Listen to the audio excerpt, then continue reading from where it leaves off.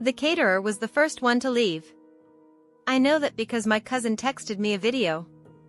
The florist was next. Apparently she just started grabbing centerpieces right off the tables while guests were still finding their seats. But the venue? The venue locked the doors at 2:47 p.m. 43 minutes before my sister was supposed to walk down the aisle. She called me 17 times that day. I watched every single one go to voicemail. Because here's the thing, when you steal $43,000 from your own sister to fund your dream wedding, you don't get to be surprised when the dream turns into a nightmare. Family. The word is supposed to mean something. Loyalty, sacrifice, unconditional love. But tonight's case file proves what I've always suspected. For some people, family is just a word they weaponize to take what they want. This is the story of two sisters. One worked hard, saved smart, built a life. The other felt entitled to it. What happens when you combine entitlement, credit card fraud, and a wedding day? You're about to find out. Settle in. This one's a saga. Okay, so I need to give you some background here because otherwise none of this is going to make sense. I'm 31. My sister Megan is 27. And we've had, let's call it a complicated relationship our entire lives. Growing up, Megan was the baby. The pretty one. The one who got away with everything. I'm not saying this to be bitter, I'm just stating facts. My parents literally used to joke that I was the practice kid. Like, haha, very funny, you emotionally neglected your firstborn, so hilarious. I moved out at 18. Worked 2 jobs through community college. Transferred to a state school. Graduated with a degree in accounting. And now, at 31, I'm a senior financial analyst at a tech company in Columbus, Ohio. I make good money. Not rich, but comfortable. Like, I own a condo and I don't stress about groceries comfortable. Megan? Megan has had maybe 6 jobs in 10 years. She's currently between opportunities. Which means she's living in our parents' basement with her fiancé Derek, who I genuinely cannot stand. He sells supplements on Instagram and calls himself an entrepreneur. Anyway. About 8 months ago, Megan calls me out of nowhere. We don't talk often. Maybe Christmas and birthdays. So I knew something was up. She tells me she's engaged. I say congratulations, that's great, blah blah blah. And then she hits me with it.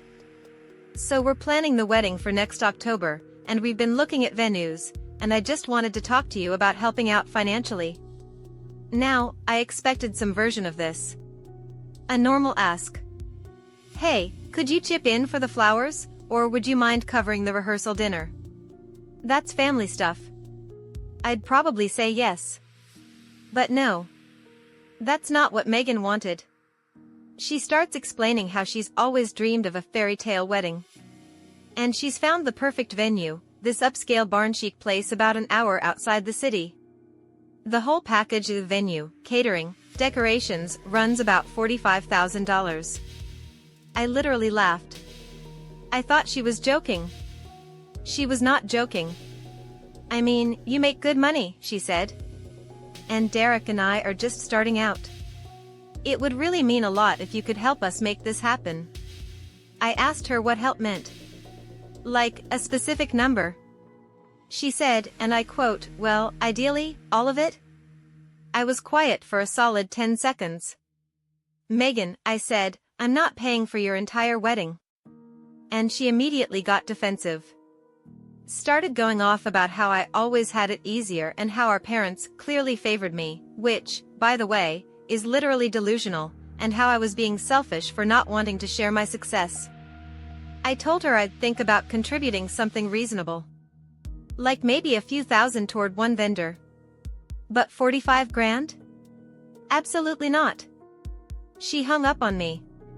I genuinely thought that was the end of it. I was wrong. So 3 weeks go by. Radio silence from Megan. Which, honestly, was kind of nice. Then I get a group text. It's our family group chat and me, Megan, our parents, and our Aunt Linda who nobody really likes but who insists on being included in everything. Megan sends this long, dramatic message about how due to budget constraints and family tensions, she's had to make some difficult decisions about the guest list.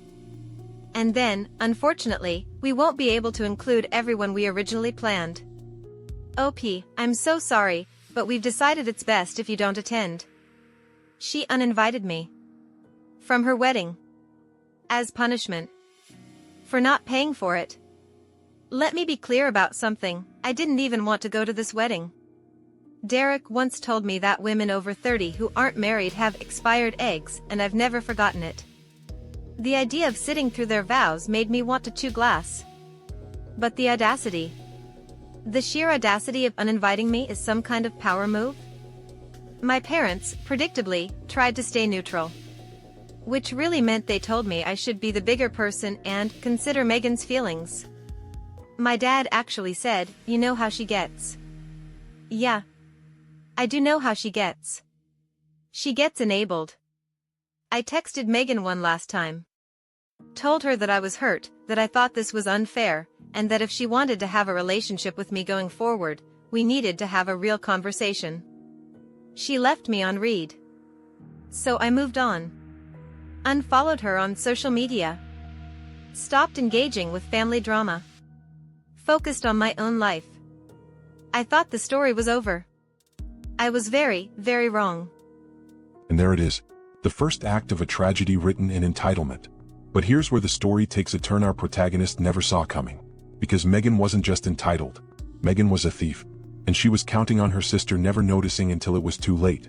Okay, so fast forward about 5 months. It's now late September. Megan's wedding is in 3 weeks.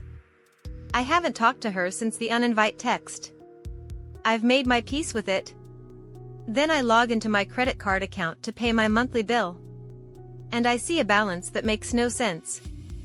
$43,287.56. My credit limit is $50,000.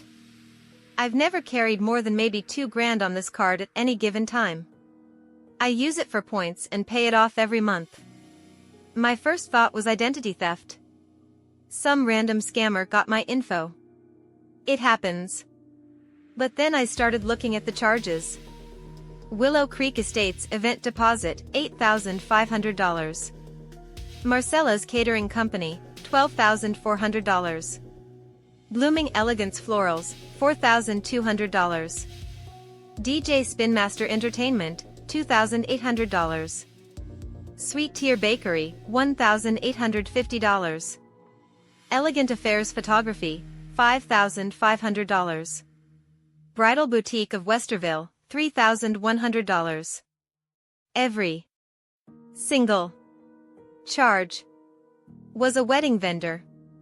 I googled the venue. Willow Creek Estates. And there it was on their website, Barn Chic Elegance for your perfect day. It was Megan's venue. My sister stole my credit card information and used it to pay for her entire wedding. I sat there for probably 20 minutes just staring at my screen. I couldn't process it. This wasn't some stranger. This was my sister. Someone I grew up with. Someone who used to braid my hair and watch movies with me on snow days. And she committed fraud against me. $43,000 worth of fraud. I started going through my memory trying to figure out how she even got my card info. And then I remembered Thanksgiving. Last Thanksgiving. I'd left my purse in the kitchen while we ate dinner. Megan had gone to the bathroom at one point. She must have taken pictures of my card. I literally felt sick. So here's where I had to make a choice. Option 1, confront Megan and my parents, demand the money back, probably get gaslit into oblivion, and watch nothing happen. Option 2, call the police immediately and press charges. Option 3, something else entirely. I thought about this for 2 days. I barely slept. I called my best friend Sarah, who's a paralegal, and she confirmed that yes, this was absolutely credit card fraud and I had every legal right to dispute the charges. But here's the thing about disputing charges. When you dispute a credit card transaction, the bank does a chargeback. They pull the money back from the vendor. And if the vendor has already provided services or products based on that payment, they suddenly find themselves unpaid. The wedding was in 3 weeks. If I disputed these charges now, the vendors would find out within a few days. They'd contact Megan. She'd either have to pay them legitimately or, who knows. But if I waited... Look. I know how this sounds. I know it sounds calculated. And honestly? It was. But she stole from me $43,000. She committed a crime against me. And she thought she was going to get away with it because I wouldn't notice until after her perfect day. She was counting on me being the bigger person. Again. I was done being the bigger person. And there it is. The moment our protagonist stopped playing defense and started playing chess. 3 weeks. She waited 3 weeks. Let her sister believe the scheme had worked. Let the vendors believe they'd been paid. And then, on the morning of October 14th, she made her move. October 14th. A Saturday. My sister's wedding day. I woke up at 7 a.m. Made coffee. And sat down at my laptop. The wedding was scheduled for 3:30 p.m.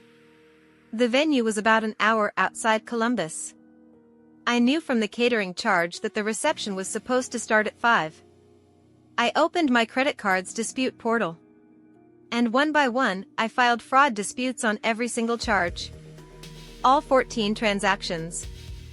$43,287.56. I included a written statement with each dispute. This transaction was made without my knowledge or authorization. I did not purchase these services. My card information was stolen. By 9 a.m., all disputes were filed. Now, here's something most people don't realize about credit card disputes. When you file one, especially for fraud, the bank moves fast. They immediately put a hold on the transaction. And more importantly, they notify the vendor that the payment is being reversed. The vendors don't just see payment failed. They see fraudulent transaction, funds recalled. I knew exactly what was going to happen. And I'd be lying if I said I didn't feel a little sick about it. But I also felt justified. Is that wrong? Probably. But she stole from me. She stole from me. I poured myself another coffee and waited. The first text came at 11:47 a.m. It was from my cousin Rachel, who was at the wedding as a guest. She's always been more team me than team Megan, and she'd been giving me low-key updates even though I was uninvited. Something is happening. The caterer is arguing with someone? 11 minutes later, okay, the caterer just left. Like packed up the chafing dishes and left. Megan is freaking out. 12:34 p.m., the florist is here now, but she's taking things.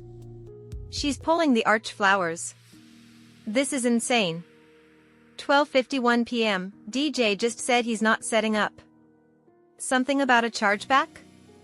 Megan is full on screaming. 1:15 p.m., up.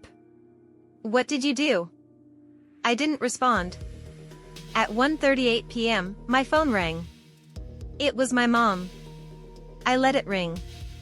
At 1:41 p.m., she called again. I let it ring. At 1:45 p.m., I got a text from her, your sister is hysterical. The venue is saying there's a problem with the payments. Do you know anything about this? I texted back, the payments were made fraudulently with my stolen credit card information. I filed disputes this morning. Megan committed a crime, and I'm handling it legally. She didn't respond for 20 minutes. Then, at 2:47 p.m., exactly 43 minutes before Megan was supposed to walk down the aisle, Rachel sent me a video. The venue had locked them out. The caterer was gone. The florist had reclaimed her flowers. The DJ never set up. The photographer had apparently showed up, realized what was happening, and also left. And Megan, in her $3,100 wedding dress that I had apparently also paid for, was sitting on the venue steps, sobbing. That's when the calls started. Megan called me 17 times that afternoon. I watched every single one go to voicemail. I don't know what happened after that. Rachel told me guests started leaving around 4 p.m. Some of them had driven hours to be there. Derek was apparently threatening to sue everyone, which, sure, Derek. I turned my phone off at 6 p.m. and watched a movie. And just like that, the fairy tale ended. Not with a happily ever after. Not with a kiss under an arch of roses. With chargebacks, locked doors, and a wedding dress covered in October dirt. But the fallout? The fallout was just beginning. By Sunday morning, I had 47 unread texts and 23 missed calls. My mom left a voicemail at 11 p.m. the night before. I finally listened to it. She called me cruel. She said I'd humiliated Megan in front of everyone she loved.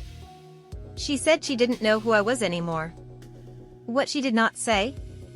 Any acknowledgement that Megan had stolen $43,000 from me. Not one word. I texted her back one message: Megan committed felony credit card fraud. I have documentation of every unauthorized charge. I will be filing a police report Monday morning. If you want to discuss this, you can acknowledge what she did first. She hasn't spoken to me since. That was 3 weeks ago. Now, here's what's happened since. 1. I filed a police report. The detective I spoke with said this was a textbook case of credit card fraud and that charges would likely be filed. Megan's looking at potential felony charges. In Ohio, fraud over $7,500 is a fourth-degree felony. She could face up to 18 months in prison. Will she actually go to prison? Probably not for a first offense. But she'll have a record. 2. Derek, shockingly, has not left her. They're apparently still planning to get married at the courthouse whenever Megan's ready. So, that's their business. 3. My dad reached out 3 days ago. Just a text that said, "I'm not taking sides. But I love you. And I think Megan was wrong." It's not much. But it's something. 4. My credit card company completed their investigation and ruled in my favor on all disputes. The $43,287.56 has been fully removed from my account. I owe nothing. And 5. Megan sent me an email last week. It was 4 paragraphs long, but it basically boiled down to, "You ruined my life and I'll never forgive you." Not, "I'm sorry I stole from you." Not, "I was wrong." Just, I ruined her life. By not letting her steal from me. I didn't respond. People have asked me if I regret it. If I feel guilty. And honestly? The answer is complicated. Do I feel a little sad that my sister's wedding was destroyed? Yeah. A small part of me does. We're still family. We have shared memories. A shared childhood. But do I regret protecting myself from someone who stole from me and expected to get away with it? Not for 1 second. I spent my whole life being the bigger person. The one who kept the peace. The one who absorbed the unfairness so everyone else could be comfortable. And all it got me was a $43,000 bill for a wedding I wasn't even invited to. Sometimes being the bigger person just means being the bigger target. And I'm done being a target. So yeah. She stole my card. And I stole her wedding. I think we're even. And there it is. The final entry in the case file. 2 sisters. 1 betrayal. 1 wedding that collapsed like a house of cards built on stolen money. Was it justice? Was it revenge? Maybe a little of both. But here's what I know for certain. Consequences have a way of finding people. Even when they think they've gotten away with it. Especially then. If you've made it this far, you know how this works. Like the video. Subscribe if you haven't. And drop a comment below. Would you have done the same thing? Until next time, I'll be here. Watching. Waiting. And reading every case file that crosses my desk.